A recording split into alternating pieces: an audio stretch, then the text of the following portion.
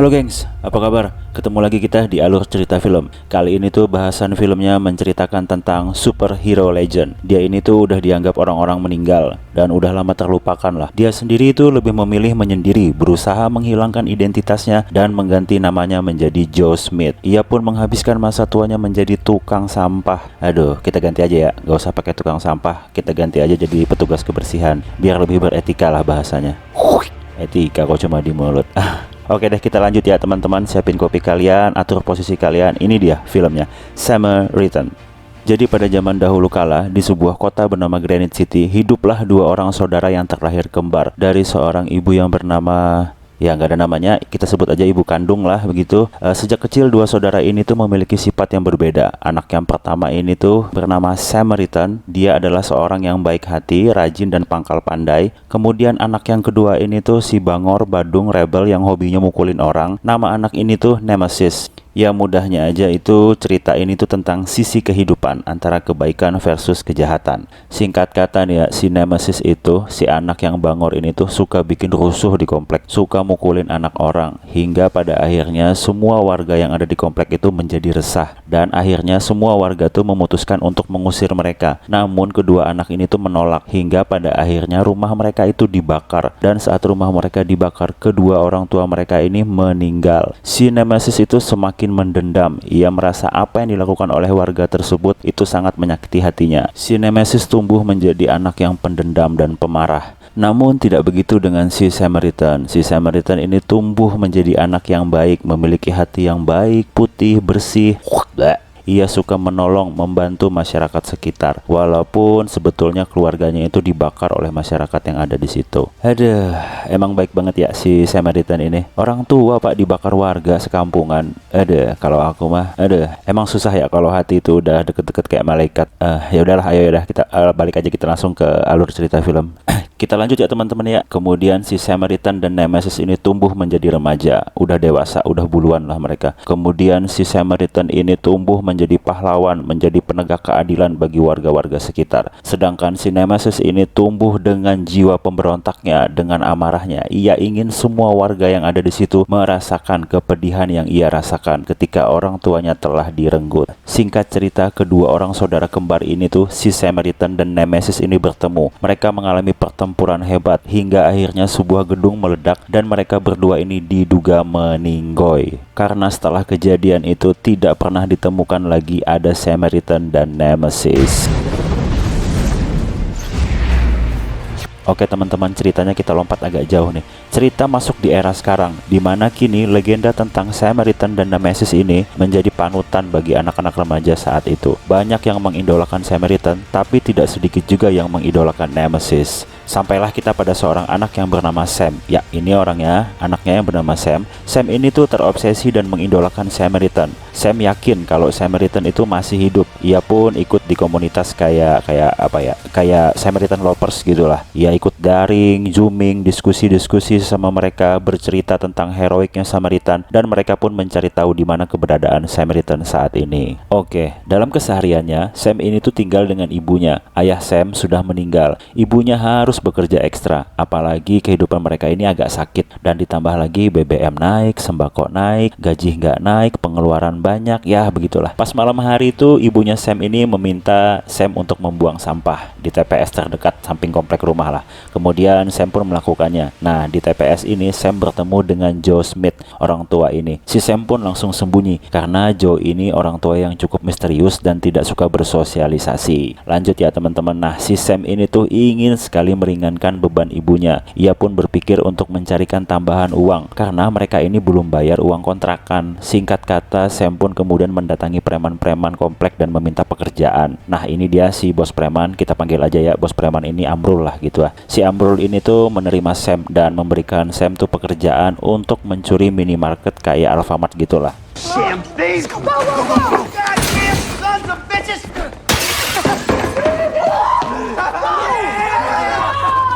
Singkat cerita, pencurian mereka pun berjalan lancar. Sam pun diajak ke markas besar preman itu. Namun setelah dicek, barang-barang curian mereka ini ternyata salah. Dan si bangke Amrul ini tuh malah nyalah-nyalahin Sam.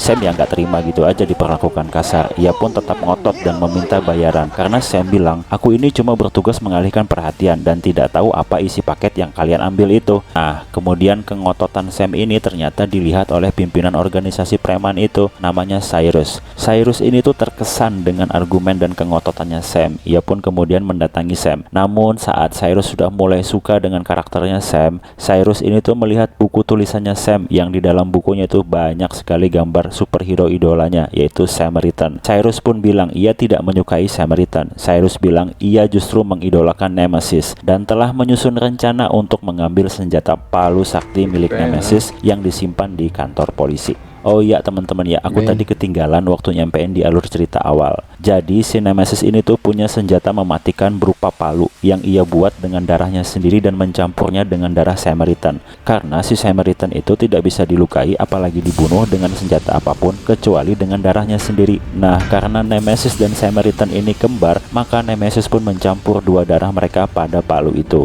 Dan ketika perkelahian hebat antara Samaritan dan Nemesis, kemudian palu itu disimpan dan diamankan di kantor polisi. Oke, setelah itu Sam berhasil menerima jatah uangnya. Ia pun kemudian balik. Namun si Amrul masih menyimpan dendam ke Sam. Ia pun mencegat dan mengeroyok Sam. Nah, dalam pengeroyokan tersebut tiba-tiba datanglah si Joe. Time before the city implodes.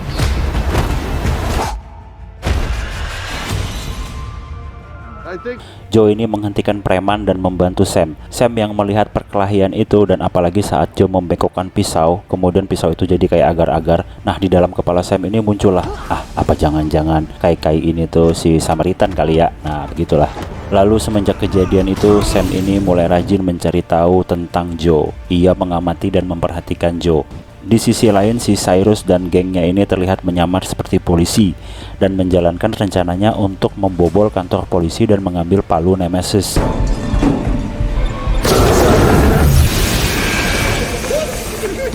Nah, si Cyrus pun mendapatkan palu dan topeng milik Nemesis. Ia pun langsung menobatkan dirinya sebagai New Nemesis. Dengan kesaktian palu tukang Nemesis itu, ia mulai menebar teror dan rusuh di kota. Ia mulai membangun komunitas yang mendukung Nemesis.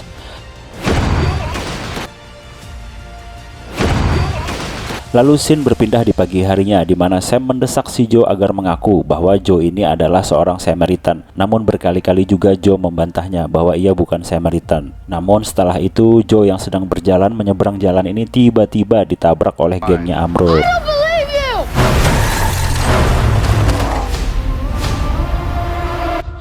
Dan di dalam mobil, si Amrul dan geng acannya ini itu udah menyatakan bahwa kecelakaan brutal seperti itu tidak mungkin orang tua itu bisa selamat. Ya udah pasti koit lah. Nah, si Sam yang melihat kejadian itu, ia pun sedih menangis melihat kondisi si Joe. Kemudian ia menghampiri tubuh Joe.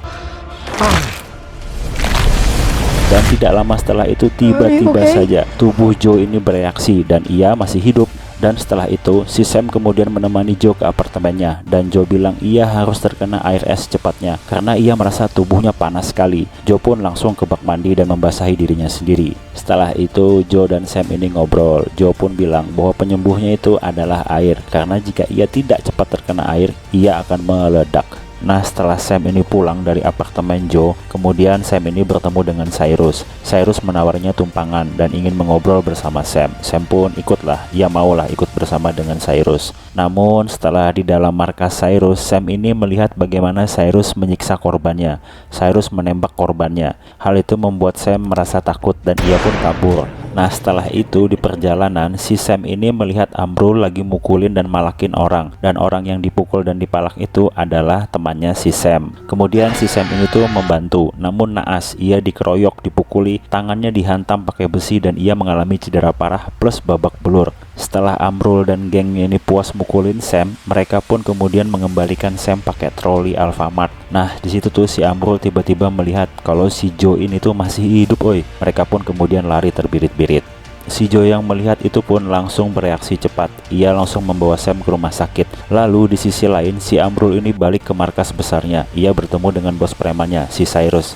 Ia bilang kepada Cyrus bahwa orang tua yang bernama Joe yang sudah ia tabrak menggunakan mobil dan tidak mungkin selamat itu ternyata masih hidup, sehat, bugar, sehat walafiat. Si Amrul bilang kalau orang tua ini tuh punya kekuatan super. Hal ini tuh langsung mendapat respon si Cyrus. Lalu si Cyrus pun mengutus beberapa orang anak buahnya untuk mengikuti dan memata-matai si Joe. Ya, sampailah si Joe ini tuh di sebuah gang sempit. Ia kemudian menghentikan langkahnya dan gak pakai gimmick banyak-banyak. Joe langsung mengeluarkan skill Rambo-nya.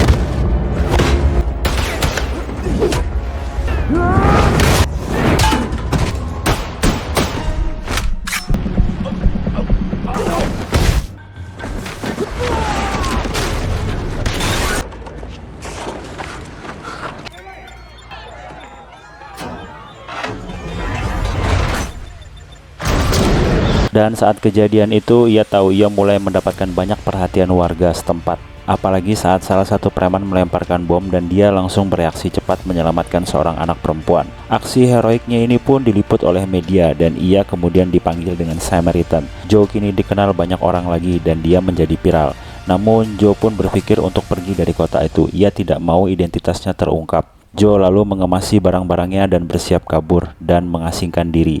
Namun di sisi lain, berita di TV ini tuh ternyata dilihat oleh Cyrus. Cyrus pun marah dan langsung saja mendatangi apartemen Joe. Namun Joe sudah tidak ada di apartemen itu. Sampailah saat dimana ibu Sam dan Sam melihat dari sisi apartemennya kalau geng Cyrus sedang mencari Joe. Nah, si Amrul, anak buah Cyrus ini bilang kalau Joe dan Sam itu berteman dekat. Akhirnya si Cyrus ini menangkap Sam dan membawanya ke markas. Di sisi lain, Joe yang sedang bersiap menunggu kereta tiba-tiba menemukan sebuah arloji milik Sam di kantong mantelnya. Arloji itu milik Sam yang ia perbaiki, namun Joe lupa mengembalikannya. Kemudian si Joe ini bergegas kembali ke apartemennya dan ingin mengembalikan arloji itu. Namun sesampainya di apartemen, ia melihat kondisi apartemen itu sudah rusuh berhamburan ke sana kemari. Dan ia pun bertemu dengan ibu Sam yang sedang kesakitan dan menangis karena Sam diculik oleh gengnya Cyrus. Lalu si Joe yang gak banyak bacot dan banyak gimmick ini tuh langsung menuju markas Cyrus menggunakan truk pengangkut sampah.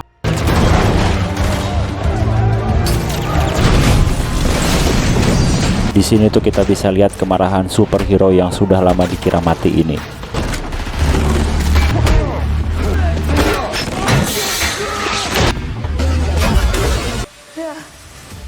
You really came. You're a fake.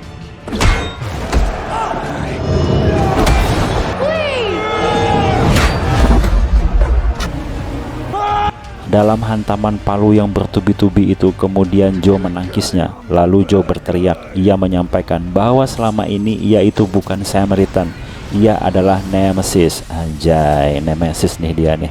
Oke dah, kali ini kita akan dibawa flashback ya. Jadi dalam pertarungan dua saudara kembar dulu itu, Nemesis tidak bermaksud membunuh saudaranya. Ia justru ingin menyelamatkan Samaritan. Namun ia tidak berhasil. Samaritan mati terjatuh dalam kobaran api bertahun-tahun pada kejadian yang lalu. Kemudian Nemesis ini tuh seperti mengalami kehampaan hingga ia merasa tidak mau meneruskan dendam dan kemarahannya lagi. Ia mengasingkan diri dan mengganti identitasnya menjadi Joe Smith. Dan si Cyrus yang mendengar itu ia kaget karena ia berhadapan dengan idolanya sendiri, si Nemesis. Namun si Cyrus yang tamak dan merasa Nemesis yang ia tahu nggak lembek kayak gitu, ia pun melanjutkan kemarahannya. Cyrus justru bilang kalau Joe yang mengaku dirinya Nemesis itu tidak pantas menjadi Nemesis. Perkelahian pun dilanjutkan. Si Joe ini masih menghadapi anak buahnya si Cyrus.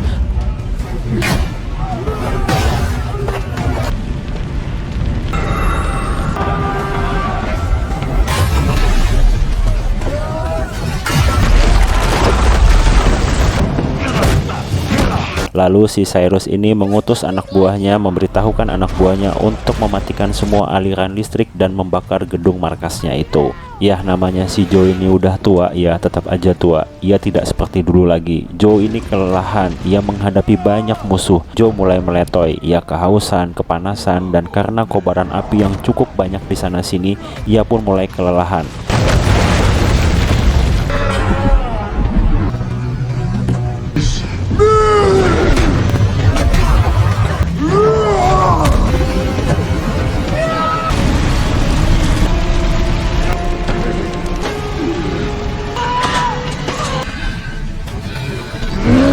Joe pun sudah semakin tak berdaya. Sam yang melihat kejadian ini tuh langsung bereaksi dan ia berusaha membantu Joe. Dengan sisa-sisa tenaganya, ia berhasil membalikkan keadaan dan menghabisi Cyrus. Setelah itu keadaan Joe semakin parah, ia semakin lemah, ia kejang-kejang kayak orang epilepsi. Sam langsung cepat mencari sumber selang hidran air dan memukulnya, lalu air pun muncrat dan membasahi Joe. Joe akhirnya bisa selamat dan setelah kondisinya mulai membaik, Joe dengan segera membawa Sam pergi dan melompat dari tempat itu karena tempat itu akan segera meledak. Dan setelah mereka berada di luar, Sam kemudian kembali menanyakan kepada Joe, apakah Joe benar-benar Nemesis? Lalu Joe bilang, ia adalah Nemesis dan ia tetap Nemesis. Joe pun bilang kepada Sam agar bisa merahasiakan ini dan biarkan saja Nemesis dikenal sebagai jiwa kejahatan dan biarkan saja tetap begitu. Widih. Setelah itu Joe memutuskan pergi karena ia tidak ingin identitasnya diketahui orang. Film pun tamat woi. Sedikit pembelajaran yang bisa diambil ya teman-teman. Jahat itu tidak selalu jahat. Kenalilah orang itu dari bagaimana ia menghadapi deritanya dan menjalaninya. Kemudian bagaimana juga ia menahan semua derita itu. Orang yang terlihat jahat kadang karena ia tidak tahu bagaimana caranya berpura-pura menjadi baik. Kebaikan dan kejahatan itu akan selalu ada, layaknya hitam dan putih. Hitam tidak selalu salah dan putih tidak selalu benar. Oke, itu aja teman-teman. Thank you buat kalian yang udah menyimak dan menyaksikan alur cerita film ini. Sampai ketemu lagi di alur cerita film berikutnya. Jaga kesehatan kalian, hormati orang tua kalian. Assalamualaikum warahmatullahi wabarakatuh. Bye.